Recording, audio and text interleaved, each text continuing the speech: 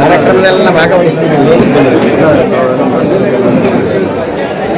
ಕಲಿಸ್ಕೊಂಡ್ರೆ ಮಾತುಗಳೆಲ್ಲ ಬಂದಿದ್ರೆ ಆಶೀರ್ವಚನ ಕರೆಕ್ಟಾಗಿ ಸಿಗ್ತದೆ. ಅನ್ನೋನ್ ಬಗ್ಗೆ ಆಮೇಲೆ ಅಕ್ಕ ಮಹಾದೇವಿ ಅವ್ರದ್ದು ಸಮಯ ಕಡಿಮೆ ಇದ್ದಾಗ 3 ಬರುತ್ತೆ. ಒಂದು ಹೀರೋ ತಲೆ ಮೇಲೆ ಒಂದೊಂದು ದೇವ್ರು ಕೊಟ್ಟಿರ್ತಾನೆ. ನಮ್ಗೆ ಎಷ್ಟು ಭಾಗ್ಯ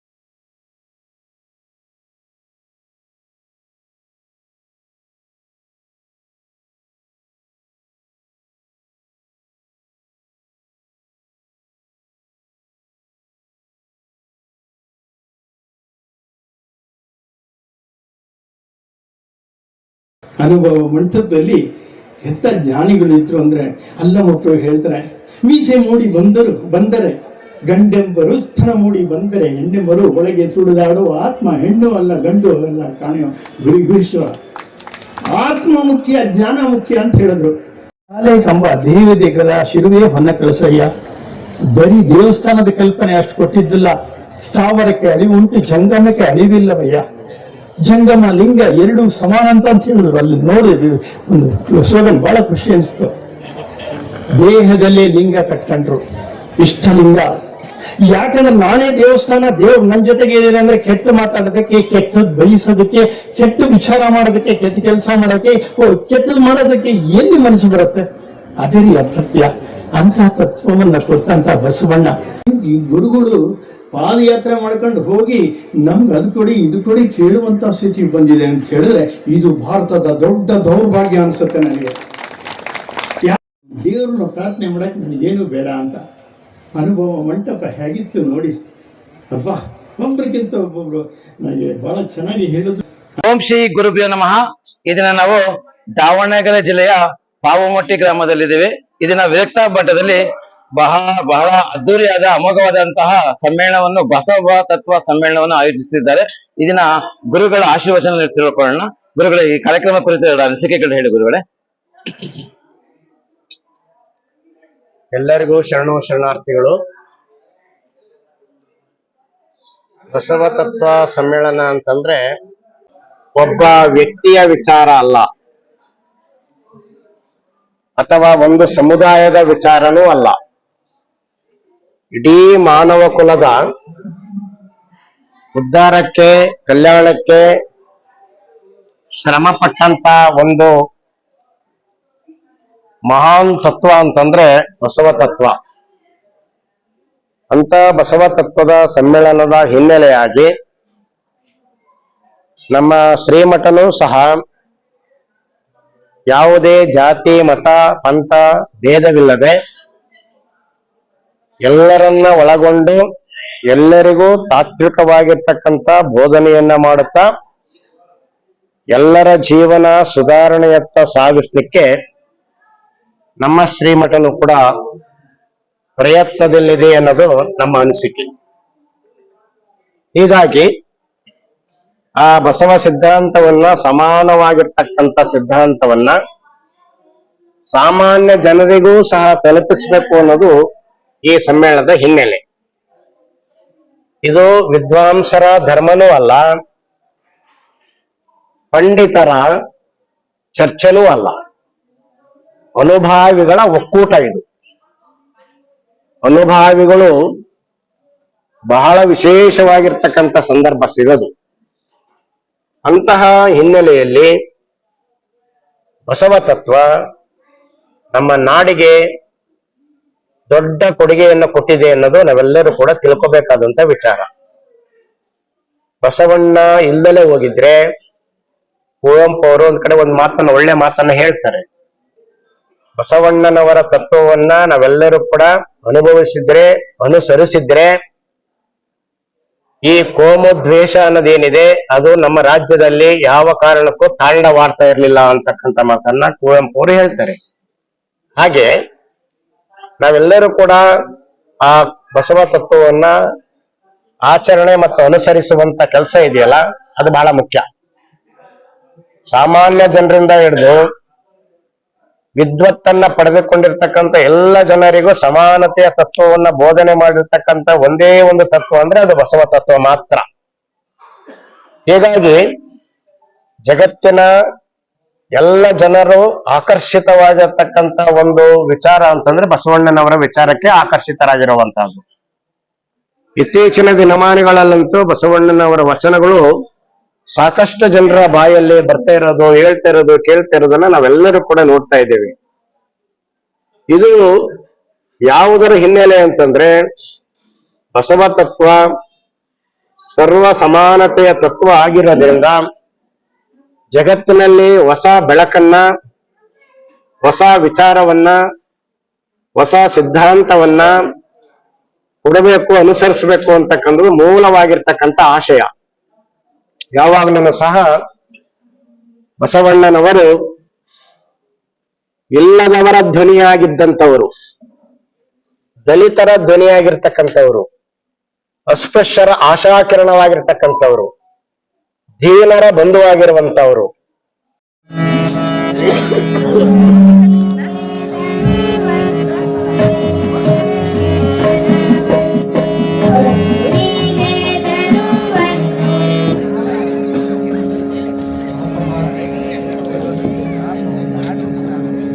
ಓಂ ಶ್ರೀ ಗುರು ಬಸವಲಿಂಗಾಯ ನಮಃ.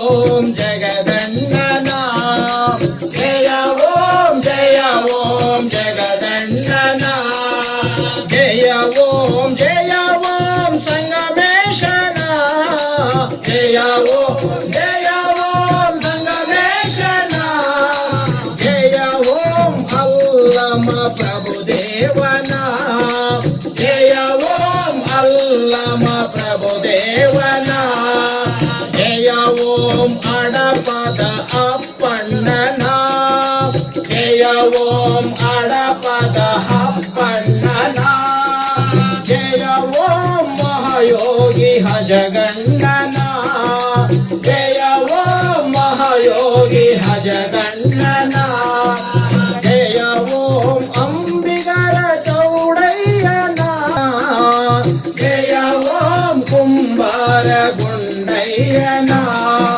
ಜಯ ಓಂ ಜಯ. ಎರಡೇ ಗಂಡು ಮಕ್ಕಳು ಚೆನ್ನಾಗಿ ಓದಿಸ್ತಾನೆ, ಓದಿ ಪ್ರತಿಭಾನ್ವಿತರಾಗಿ ಫಾರಿನ್ನಲ್ಲಿ ಹೋಗಿರ್ತಾರೆ, ವಿದೇಶದಲ್ಲಿ. ತಾಯಿಗೆ ಹುಷಾರಿಲ್ಲ ಆಗತ್ತೆ, ಬರಕ್ಕೆ ಹೇಳಿದ್ರೆ ಬರಲ್ಲ. ತಾಯಿ ಸತ್ತೋದ್ಮೇಲೆ ಬಾರಪ್ಪ ಅಂತ ಹೇಳಿದ್ರೆ ಒಬ್ಬ ಬರ್ತಾನೆ ಅಣ್ಣ. ಅಪ್ಪ ಕೇಳ್ತಾನೆ, ಏನಯ್ಯ ತಾಯಿ ಸತ್ತಾಗ ಬರಲಿಲ್ಲ, ನಿನ್ನೊಬ್ಬನೇ ಬಂದು ಅವನ್ಯಾಕೆ ಬರಲಿಲ್ಲ ಅಂದರೆ, ಅಪ್ಪ ಅಷ್ಟು ದೂರದಿಂದ ಬರೋದಕ್ಕೆ ಭಾಳ ಖರ್ಚಾಗತ್ತೆ, ಟೈಮು ಸಿಕ್ಕಲ್ಲ, ಅದಕ್ಕೆ ನನ್ನ ತಮ್ಮ ಹೇಳಿದಾನೆ ಅಮ್ಮ ಸತ್ತಾಗ ನೀನು ಹೋಗು, ಅಪ್ಪ ಸತ್ತಾಗ ನಾನು ಬರ್ತೀನಿ. ಒಳಗೆ ಹೇಳುತ್ತೆ, ಹೋಗಿ ನೋಡ್ತಾ ಇದ್ರೆ ಗುಂಡು ಹುಡ್ಕೊಂಡು ಸತ್ತಿರ್ತಾನೆ, ಒಂದು ಲೆಟರ್ ಬರೆದಿಟ್ಟಿರ್ತಾನೆ. ಈ ಗುರುಗಳು ಪಾದಯಾತ್ರೆ ಮಾಡ್ಕೊಂಡು ಹೋಗಿ ನಮ್ಗೆ ಅದು ಕೊಡಿ ಇದು ಕೊಡಿ ಕೇಳುವಂಥ ಸ್ಥಿತಿ ಬಂದಿದೆ ಅಂತ ಹೇಳಿದ್ರೆ ಇದು ಭಾರತದ ದೊಡ್ಡ ದೌರ್ಭಾಗ್ಯ ಅನಿಸುತ್ತೆ ನನಗೆ. ದೇವ್ರನ್ನ ಪ್ರಾರ್ಥನೆ ಮಾಡೋಕ್ಕೆ ನನಗೇನು ಬೇಡ ಅಂತ. ಅನುಭವ ಮಂಟಪ ಹೇಗಿತ್ತು ನೋಡಿ ಅಪ್ಪ, ಒಬ್ಬರಿಗಿಂತ ಒಬ್ಬೊಬ್ರು ನನಗೆ ಭಾಳ ಚೆನ್ನಾಗಿ ಹೇಳಿದ್ರು. ಅನುಭವ ಮಂಟಪದಲ್ಲಿ ಎಂಥ ಜ್ಞಾನಿಗಳಿದ್ರು ಅಂದರೆ ಅಲ್ಲಮಪ್ಪ ಹೇಳ್ತಾರೆ, ಮೀಸೆ ಮೂಡಿ ಬಂದರೆ ಗಂಡೆಂಬರು ಸ್ತನ ಮೂಡಿ ಬಂದರೆ ಹೆಣ್ಣೆಂಬರು ಒಳಗೆ ಸುಳಿದಾಡುವ ಆತ್ಮ ಹೆಣ್ಣು ಅಲ್ಲ ಗಂಡು ಅಲ್ಲ ಕಾಣೆಯೋ ಗುರುಶ್ವರ. ಆತ್ಮ ಮುಖ್ಯ, ಜ್ಞಾನ ಮುಖ್ಯ ಅಂತ ಹೇಳಿದ್ರು. ನಮ್ಗೆ ಗೊತ್ತಿದೆಲ್ಲ, ಸಿದ್ದರಾಮ ಮಂದಿರ ಕಟ್ಟುವಾಗ ಅಲ್ಲಮ್ಮ ಪ್ರಭು ಅಂತ ಹೇಳ್ತಾರೆ, ಯಾರೇ ಅದು ಸಿದ್ದರಾಮ? ಸಿದ್ದರಾಮ ಅಲ್ಲ ಕಣೆ, ಅವನ ಒಡ್ಡರಾಮ, ಒಡ್ಡನ ಕೆಲಸ ಕಟ್ಟೋದು. ಭಕ್ತರಿಗೆ ಸಿಟ್ಟು ಬರುತ್ತೆ, ದೇವ್ರಿಗೆ ಬೈಯೋದು, ಭಕ್ತರ ಎದುರುಗಡೆ ಬೈಯೋಕ್ಕಾಗಲ್ಲ. ಎಲ್ಲ ಕಲ್ಲು ಹೊಡಿದ್ರೆ ಕಲ್ಲು ಬಂದು ಕಾಲು ಬುಡಕ್ ಬೀಳುತ್ತೆ. ಅವನು ಆ ಕಲ್ಲಿನ ಪರ್ವತದ ಮೇಲೆ ನಿಂತ್ಕೊಂಡಿದ್ದಾನೆ ಗುಡ್ಡೆ ಮೇಲೆ. ಶಿಷ್ಯರು ಸೋತು ಅವಮಾನ ಆಯಿತು. ಸೀದಾ ಸಿದ್ದರಾಮಯ್ಯಗೆ ಹೋಗ್ತಾನೆ. ಸಿದ್ದರಾಮಯ್ಯಗೆ ಹೇಳ್ತಾರೆ, ಸ್ವಾಮಿ ಯಾರೋ ಬಂದು ನೀವು ಬೈತಾ ಇದ್ದ ಒಟರಾಮ ಅಂತ. ಅವನಿಗೆ ಕಲ್ಲು ಹೊಡೆದ್ರೆ ಅವ್ನ ದೇಹಕ್ಕೆ ಬೀಳೋದೇ ಇಲ್ಲ ಕಲ್ಲು ಅವ್ನು ಕಾಲು ಕೊಡೋ ಬೀಳ್ತಾನೆ. ಅದ್ರ ಮೇಲೆ ನಿಂತ್ಕೊಂಡು ನೀವು ಮತ್ತೆ ಬೈತಾ ಇದ್ದಾನೆ ನೆಕ್ತ ಅಂತ. ಆವಾಗ ಸಿಟ್ಟು ಬಂತು, ಯಾಕಂದ್ರೆ ಸ್ವಲ್ಪ ಅಹಮಿಕೆ ಬಂದಿತ್ತಲ್ಲ, ಅಹಮಿಕೆ ಬಂದೇ ಬರುತ್ತಲ್ಲ. ವಿಷವೇರಿತಯ್ಯ ಆಪಾದ ಮಸ್ತಕಕ್ಕೆ ಹಸಿವಿಗನ್ನ ಮನಿಕ್ಕಿ ವಿಷವನಾಡಿಸುವಾತನೇ ಗಾರುಡಿಗನ ಕಾಣ ರಾಮನಾಥ. ಇಂಡೋನೇಷ್ಯಾದಲ್ಲಿ ಒಂದು ಮನೆ ಜರಿದಾಗ 7 ದಿವಸ ಆ ಮನೆ ಒಳಗೆ ಬದುಕಿದ್ದ ಒಬ್ಬ ಅವನು ಹೊರಗೆ ತೆಗೆದಾಗ ಹಸು ತಡೆಕಾಗದೆ ತನ್ನ ತೊಡೆ ಮಾಂಸವನ್ನೇ ತಿಂದ್ಕೊಂಡು ಬದುಕಿದ್ದಂತೆ. ಮುಳ್ಳು ಚುಚ್ಚಿದ್ರು ನಮ್ಗಷ್ಟು ನೋವಾಗುತ್ತೆ. ತೊಡೆ ಮಾಂಸ ಕಚ್ಚಿ ತಿನ್ನೋದ್ರೆ ಎಷ್ಟು ಕಷ್ಟ, ಆದ್ರೆ ಹಸು ಅದಕ್ಕೂ ಮೀರಿದ್ದು. ಒಂದು ಮಗು ಎಷ್ಟು ದುಃಖ ಅನ್ಸುತ್ತೆ ನೋಡಿ. ಒಂದು ಮಗು ಒಂದು ಪೇಪರ್ ತಿನ್ನುತ್ತೆ, ತಾಯಿ ಹೊಡಿತಾಳೆ ಯಾಕೆ ತಿಂದಿ ಅಂತ. ಆ ಪೇಪರ್ನಲ್ಲಿ ಒಂದು ರೊಟ್ಟಿ ಚಿತ್ರ ಇತ್ತು, ರೊಟ್ಟಿ ಅಂತ ತಿಳ್ಕೊಂಡು ತಿಂದೆ. ಅದೇ ಹಸುವಿನ ಪ್ರಭಾವ. ಹಾಗೆ ಎಲ್ಲವರಿಗೂ ಇರುವೆಗೆ ಒಂದು ಆಹಾರ ಇಟ್ಟ, ಆನೆಗೂ ಆಹಾರ ಇಟ್ಟ, ಎಲ್ಲವರಿಗೂ ಆಹಾರ ಇಡುವಂತ ದೇವರು ನಿಜವಾದ ಗಾರುಡಿಗ ಅಂತ. ಕಾಲೇ ಕಂಬ ದೇವತೆಗಳ ಶಿರುವೆ ಹೊನ್ನ ಕಳಸಯ್ಯ. ಬರೀ ದೇವಸ್ಥಾನದ ಕಲ್ಪನೆ ಅಷ್ಟು ಕೊಟ್ಟಿದ್ದಿಲ್ಲ. ಸ್ಥಾವರಕ್ಕೆ ಅಳಿವುಂಟು, ಜಂಗಮಕ್ಕೆ ಅಳಿವಿಲ್ಲವಯ್ಯ. ಜಂಗಮ ಲಿಂಗ ಎರಡು ಸಮಾನ ಅಂತ ಹೇಳಿದ್ರು. ಅಲ್ಲಿ ನೋಡಿದ್ವಿ ಒಂದು ಸ್ಲೋಗನ್, ಬಹಳ ಖುಷಿ ಅನಿಸ್ತು. ದೇಹದಲ್ಲೇ ಲಿಂಗ ಕಟ್ಕೊಂಡ್ರು, ಇಷ್ಟಲಿಂಗ. ಯಾಕಂದ್ರೆ ನಾನೇ ದೇವಸ್ಥಾನ, ದೇವ್ರು ನನ್ನ ಜೊತೆಗೆ ಇದ್ದೀರಿ ಅಂದ್ರೆ ಕೆಟ್ಟು ಮಾತಾಡೋದಕ್ಕೆ, ಕೆಟ್ಟದ್ದು ಬಯಸೋದಕ್ಕೆ, ಕೆಟ್ಟ ವಿಚಾರ ಮಾಡೋದಕ್ಕೆ, ಕೆಟ್ಟ ಕೆಲಸ ಮಾಡೋದಕ್ಕೆ, ಕೆಟ್ಟದ್ದು ಮಾಡೋದಕ್ಕೆ ಎಲ್ಲಿ ಮನಸ್ಸು ಬರುತ್ತೆ? ಅದೇ ರೀ ಅಸತ್ಯ. ಅಂತ ತತ್ವವನ್ನ ಕೊಟ್ಟಂತ ಬಸವಣ್ಣ ಸರ್ಕಾರದ ಸೈನ್ ಹಾಕ್ಬೇಕಾದ್ರೆ ಸರ್ಕಾರದ ಪೆನ್ನು, ಸ್ವಂತದ್ದಾದ್ರೆ ಸ್ವಂತ ಪೆನ್ನು ಅಂತ ದಾರ್ಶನಿಕರು. ಹಾಗೆ ತಿಳಿದ ದಾಸೋಹ ಮಾಡಬೇಕಾದ್ರೆ ತನ್ನ ಹೆಂಡತಿ ಗಂಗಾಂಬಿಕೆ ನಾಗಲಾಂಬಿಕೆ ಅವ್ರನ್ನ ಕರ್ಕೊಂಡೋಗಿ ಕಟ್ಟಿಗೆ ತಂದು ಆ ಕಟ್ಟಿಗೆಯನ್ನ ಮಾರಿ ಬಂದದ್ರಲ್ಲಿ ಅನ್ನ ದಾಸೋಹಕ್ಕೆ ಮೊದಲು ಭಕ್ತಿ ದಾಸೋಹ, ಆಮೇಲೆ ಅನ್ನ ದಾಸೋಹ, ಆಮೇಲೆ ಕೂತ್ಕೊಂಡು ಚರ್ಚೆ ಮಾಡ್ತಿದ್ರು, ಅದು ಜ್ಞಾನ ದಾಸೋಹ. ಆ ಚರ್ಚಲ್ಲಿ ಬಂದಂತಹ ವಿಷಯಗಳನ್ನ ಸಂಗ್ರಹಿಸಿ ಇಟ್ರು. ಆದ್ರೆ ಇದರಲ್ಲಿ ಸ್ವಲ್ಪ ಮಾತ್ರ ಉಳ್ಕೊಂಡಿದೆ ಅನ್ಸುತ್ತೆ ನನಗೆ. ಸಂಪೂರ್ಣ ಉಳ್ಕೊಂಡಿದ್ದ ನಾವೆಲ್ಲ ಓದಿದ್ದೆ ನೋಡಿ. ಇವತ್ತೇನು ಅನ್ನದಾಸೋಹ ಇತ್ತು ಕಾಣುತ್ತೆ. 64 ವಿದ್ಯೆ ಅಂತಾರೆ. 64ನೇ ಒಂದು ಆಚರಣೆ ಮಾಡ್ತಾ ಇದ್ದೀವಿ ಸಂಗಮನಾಥರದ್ದು. 19ನೇದು ನಮ್ಮ ಸ್ವಾಮೀಜಿಗಳದ್ದು ಮಾಡ್ತಾ ಇದ್ದೀವಿ. ಇಂಥ ಸಂದರ್ಭದಲ್ಲಿ ಮಾತ್ರ ಸೇರಿದಿರಿ. ಪ್ರತಿದಿನ ಇಲ್ಲಿ ಬಂದು ಸ್ವಾಮೀಜಿ ಕೇಳಿ ನಿಮ್ಮ ಆಶೀರ್ವಚನ, ನಿಮ್ಮ ಪ್ರವಚನ ಕೊಡಿ ಅಂದರೆ ತಮ ಸೋಮ ಜ್ಯೋತಿರ್ಗಮಯ, ಜ್ಯೋತಿ ಬರ್ತಾ ಇದ್ದವನಿಗೆ ಕತ್ಲು ಹೋಗ್ತದೆ, ಆ ರೀತಿ ಹೋಗ್ತಾ ಇತ್ತು. ನಮ್ಮ ಕಲಿ ಒಬ್ಬ ಅನುಭವಿ ಅಂದರು, ಶರಣ ಅಂದರು, ಯಾವುದೋ ಗೊತ್ತಿಲ್ಲ. ಒಟ್ಟಿನಲ್ಲಿ ಸ್ವಾಮೀಜಿಯವ ನನ್ನ ಶಿಷ್ಯ, ಅವರ ಆಶೀರ್ವಾದ ನನ್ನ ತಲೆ ಮೇಲಿದ್ರು ಸಾಕು. ನಾನು ನಿಮ್ಮ ಕಲಿ ಒಬ್ಬ ಸಹೋದರ ಆಗಿ ಕೇಳ್ಕೊಳ್ಳೋದು ಇಷ್ಟೇ. ಯಾಕಂದ್ರೆ ನನಗೆ ಹೆಚ್ಚಿಲ್ಲ, 30 ವರ್ಷಕ್ಕೆ 64 ಟ್ರಾನ್ಸ್ಫರ್. ನಾನು ತಲೆ ಕೆಡಿಸ್ಕೊಂಡಿಲ್ಲ. ಯಾಕಂದ್ರೆ ಅನ್ನದ ಋಣ, ನೀರಿನ ಋಣ, ನಿದ್ರೆ ಋಣ ದೇವರು ಬರೆದಿರ್ತಾನ್ರಿ. ನಾನು ನನ್ನ ಖಾಕಿ ಬಟ್ಟೆ ಒಂದು ಅವಕಾಶ, ಸೇವೆ ಮಾಡಕ್ ಸಿಕ್ಕಂತ ಅವಕಾಶ ಅಂತ ತಿಳ್ಕೊಂಡೆ ವಿನ ಅಧಿಕಾರ ದರ್ಪಕ್ಕೆ ತೋರ್ಸಕ್ಕೆ ಸಿಕ್ಕಂತ ಅಧಿಕಾರ ಅಂದಿಲ್ಲ. ಸರ್ ಅಂದ್ರೆ ಸಿಟ್ಟು ಬರ್ತಿತ್ತು ನನಗೆ. ಹೇಳ್ತಾರೆ ನೋಡಿ, ಸ್ವರ್ಗ ನರಕ ಅಂತ ಯಾಕಯ್ಯ ತಲೆ ಕೇಳಿಸ್ಕೊಳ್ತೀರಿ? ಅಯ್ಯ ಎಂದರೆ ಸ್ವರ್ಗ, ಎಲವೋ ಎಂದರೆ ನರಕ, ಆಚಾರವೇ ಸ್ವರ್ಗ, ಅನಾಚಾರವೇ ಸ್ವರ್ಗ, ಸ್ವರ್ಗ ನರಕ ಬೇರಿಲ್ಲ ಕಾಣಿಗೋ. ಎಂಥ ಜ್ಞಾನಿ. ಅದಕ್ಕೆ ನನ್ನ ಬಸವಣ್ಣವ್ರ ಬಗ್ಗೆ ಫುಲ್ಲು ಮುಟ್ಟಕ್ಕೆ ಹೋಗಲ್ಲಪ್ಪ. ಯಾಕಂದ್ರೆ ಮುಟ್ತಾ ಹೋದ್ರೆ ನೀವು ನಾನು ಎಲ್ಲ ತಿಂಗಳುಗಟ್ಟಲೆ ಇಲ್ಲೇ ಕೂರಬೇಕಾಗುತ್ತೆ. ಅಂಥ ಜ್ಞಾನಿ ಜಗಜ್ಯೋತಿ ಬಸವಣ್ಣ. ನಾವು ಬಸವಣ್ಣನಷ್ಟು ಜ್ಞಾನಿ ಆಗಕ್ಕಾಗಲ್ಲ. ಅನುಭವ ಮಂಟಪ ಕಟ್ಟಿ ಜ್ಞಾನ ಮಂಥನ ಮಾಡಕ್ಕಾಗಲ್ಲ. ಆದ್ರೆ ಅವರು ಕೊಟ್ಟು ಬೆಳೆದು ಫಲ ತಿಂದು ಹಾಗೆ ನಾವು ಉಸಿರು ಬಿಟ್ಟು ಹೋಗೋರು ಆಗೋದು ಬೇಡ. ನಿಜವಾದ ಋಣ ಅಂದ್ರೆ ಆ ಒಂದು ಬಸವ ತತ್ವವನ್ನ ಎಲ್ಲ ಜನರಿಗೆ ತಿಳಿಸಿ, ಯಾರು ಹಿಂಸೆ, ಕ್ರೌರ್ಯ, ಮೇಲು ಕೀಳು ಅಂತಾರೋ ಅವೆಲ್ಲರೂ ಇಲ್ಲಪ್ಪ. ನಾವು ಭಗವಂತನ ಒಂದು ಋಣ, ಒಂದು ಕಣ ಆಗಿ ಬಂದಿದ್ದೀವಿ.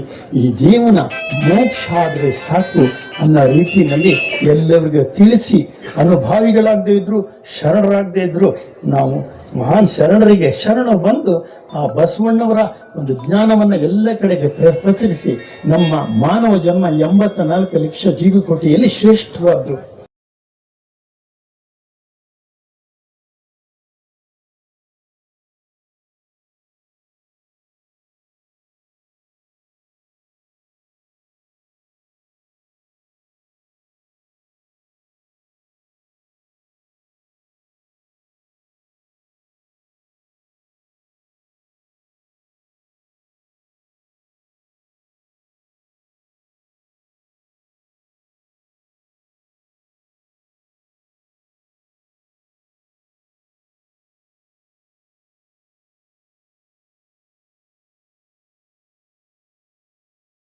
ಇಲ್ವಾ? ಶರಣರಾದ ಆನೆಪ್ಪಳ ಸೋಮಶೇಖರಪ್ಪ ಮಕ್ಕಳು ಮತ್ತು ಕುಟುಂಬ ವರ್ಗದವರು ಪೊಂಡೋಮಟ್ಟಿ ಇವರು ಬಂದು ಸ್ವೀಕರಿಸಬೇಕಾಗಿ ವಿನಂತಿಸಿಕೊಳ್ತಾ ಇದ್ದೀನಿ.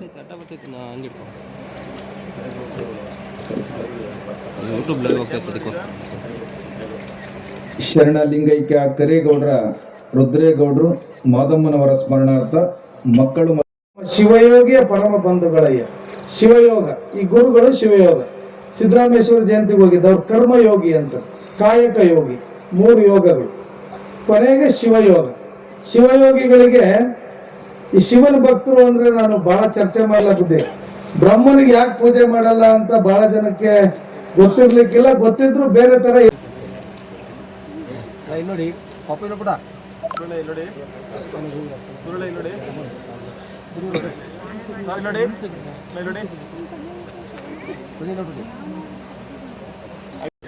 ಅನ್ನಪೂರ್ಣಮ್ಮನವರ ಸ್ಮರಣಾರ್ಥ ಗೌಡ್ರು ಪ್ರದೀಪ್ ಪಾಟೀಲ್ ಮತ್ತು ಕುಟುಂಬ ವರ್ಗದವರು ಪೊಂಡಮಟ್ಟೆ. ಈ ಕುಟುಂಬ ವರ್ಗದವರು ಕೂಡ ಪರಮವಾಗುತ್ತೆ ಎಂಬ ಮಾತುಗಳನ್ನ ಔಚಿತ್ಯವಾಗಿ ಹೇಳಿರ್ತಕ್ಕಂಥ ಬಸವಂತಪ್ಪನವರಿಗೆ ಶರಣಾರ್ಥಿಗಳು, ಶರಣ ಬಂಧುಗಳೇ. ಕಾರ್ಯಕ್ರಮದ ದಾಸೋಹಿಗಳಾಗಿರ್ತಕ್ಕಂಥ ಪೂರ್ವಕವಾಗಿರ್ತಕ್ಕಂಥ ಸುಸ್ವಾಗತವನ್ನ ಬಯಸ್ತಾ ಮತ್ತೊಮ್ಮೆ ಅನೇಕ ಊರುಗಳಿಂದ ಆಗಮಿಸಿರ್ತಕ್ಕಂಥ ನಮ್ಮ ಎಲ್ಲ ಭಕ್ತವೃಂದಕ್ಕೆ, ಬಂಧುಗಳಿಗೆ 2 ದಿನದಿಂದಲೇ ಇಲ್ಲಿ ಆಗಮಿಸಿ ನಮ್ಮ ಮಠದ ಸತ್ಕಾರವನ್ನ ಸ್ವೀಕರಿಸಿ ಎಲ್ಲರೂ ಕೂಡ ಇಲ್ಲಿ ಆಸೀನರಾಗಿದ್ದೀರಾ. ತಮ್ಮೆಲ್ಲರಿಗೂ ಕೂಡ ಆತ್ಮೀಯವಾದಂತಹ ಸುಸ್ವಾಗತವನ್ನ ಬಯಸ್ತಾ ನನ್ನ ಸ್ವಾಗತ ಕಾರ್ಯವನ್ನು ಜಯ ಜಯ ಬಸವೇಶ, ಹರ ಹರ ಮಹಾದೇವ. ಜಯ ಜಯ ಬಸವೇಶ, ಹರ ಹರ ಮಹಾದೇವ. ಶರಣರ ನೆನೆದು ಭಜನೆ ಮಾಡ. ನಮ್ಮ ಪಾಂಡವಮಟ್ಟಿ ವಿರಕ್ತ ಮಠ ಅಂತಹ ಶ್ರೀಮಠದ ಇಂದಿನ ಬಸವತತ್ವ ಸಮ್ಮೇಳನದ 2ನೇ ದಿನದ ಕಾರ್ಯಕ್ರಮದ ಈ ಶರಣ ಸಂಗಮ ಕಾರ್ಯಕ್ರಮದಲ್ಲಿ ದಿವ್ಯ ಸಾನ್ನಿಧ್ಯವನ್ನು ಅಧ್ಯಕ್ಷತೆಯನ್ನು ವಹಿಸಿರ್ತಕ್ಕಂತಹ ಶ್ರೀಮಠದ ಪೂಜ್ಯರಾದಂತಹ ಶ್ರೀಮನ್ ನಿರಂಜನ ಪ್ರಣವ ಸ್ವರೂಪಿಗಳಾದ ಡಾಕ್ಟರ್ ಗುರುಬಸವ ಮಹಾಸ್ವಾಮಿಗಳವರಲ್ಲಿ ಭಿನ್ನವಿಸಿಕೊಂಡಾಗ ಬಹಳ ಬಿಡುವಿಲ್ಲದ ಒತ್ತಡದ ಈ ಒಂದು ಕಾರ್ಯಕ್ರಮದಲ್ಲಿ ಅವರು ಎಷ್ಟೇ ಒತ್ತಡಗಳಿದ್ರೂ ಕೂಡ ಬಹಳ ಲಘು ಬಗೆಯಿಂದ ಎಲ್ಲರ ಜೊತೆಗೆ ಕ್ರಿಯಾಶೀಲರಾಗಿ ಈಗ ಕಳೆದ 1 ತಿಂಗಳಿಂದಲೂ ಸಹ ಈ ಕಾರ್ಯಕ್ರಮದ ಒಂದು ಶ್ರಮದ ವಹಿಸಿ ಈ ಒಂದಿನ CM ಪ್ರೋಗ್ರಾಮ್ಗೆ ನಾವು ಹೋಗ್ಬೇಕಾಗಿತ್ತಂತೆ. ಹಾಗಾಗಿ ಅಲ್ಲಿ ಹೋಗ್ರಿ ಅಂತ ಅವರು ಸೂಚನೆ ಕೊಟ್ಟ ಮೇರೆಗೆ ನಾನು ಆದರೂ ಮಕ್ಕಳುಗಳಿಗೆ ಮಾತು ಕೊಟ್ಟದೇ ತಪ್ಪಿಸೋಕ್ಕಾಗೋದಿಲ್ಲ ಅಂತೇಳಿ 9:30 9:45 9:45 ಇಲ್ಲಿ ಹೈಸ್ಕೂಲ್ ಹತ್ರ ಹೆಲಿಕಾಪ್ಟ್ರಲ್ಲಿ ಬಂದವರು ಬರ್ತಾ ಇದ್ದಾರೆ. ಹಾಗಾಗಿ ನೀವೆಲ್ಲರೂ ಸಾಧ್ಯವಾದ ಮಟ್ಟಿಗೆ ಅಲ್ಲಿ ಮಠದ ತಗಲೇ ಬಂದರೆ ಚೆನ್ನಾಗಿರುತ್ತೆ ಅನ್ನುವಂಥ ಮಾತನ್ನು ಹೇಳ್ತಾ, ನೀವೆಲ್ಲರೂ ಎಲ್ಲ ರೀತಿಯಾದ ಸಹಕಾರವನ್ನು ಮಾಡಿ ಬೆಂಬಲವನ್ನು ಕೊಟ್ಟು ಕಾರ್ಯಕ್ರಮ ಯಶಸ್ವಿಯಾಗಲಿಕ್ಕೆ ಕಾರಣಕರ್ತರಾಗಿದ್ದೀರಿ. ನಾಳೆ ನಮ್ಮ ಮೆರೆಗುತ್ತಿ ಸ್ವಾಮೀಜಿಯವರು ಹಾಗೂ ಹನುಮಂತನಾಥ ಸ್ವಾಮೀಜಿಯವರು ಕೂಡ ನಾಳೆಯ ಸಮಾರಂಭದಲ್ಲಿ ಮಾತನಾಡ್ತಾರೆ. ತಾವೆಲ್ಲರೂ ಏನು ಸಂಜೆಯಿಂದ ಇಲ್ಲಿ ತನಕ ಸಮಾಧಾನದಿಂದ ಶಾಂತಿಯಿಂದ ಕುಂತು ಕೇಳಿದ್ದೀರಿ.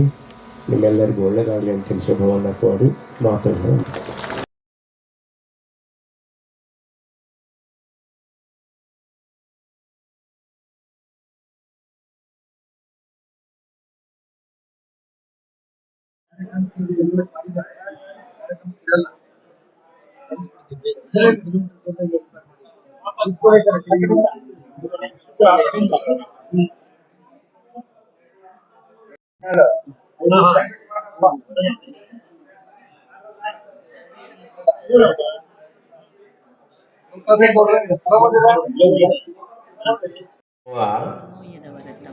ನೋಯದವರೆತ್ತಬಲ್ಲರು ಅಂತ ಗೊತ್ತಿರಲಿಕ್ಕೆ ಸಾಧ್ಯನೇ ಇಲ್ಲ.